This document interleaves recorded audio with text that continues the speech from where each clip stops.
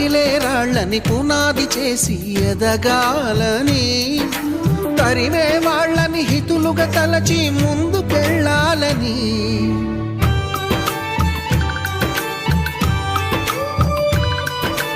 కన్నుల నీటిని కలల సాగుకై వాడుకోవాలని, కాల్చే నిప్పుని ప్రమిదగా మలచి కాంతి పంచాలని, గుండెతో ధైర్యం చెప్పెను, చూపుతో మార్గం చెప్పెను, అడుగుతో గమ్యం చెప్పెను. నేనున్నానని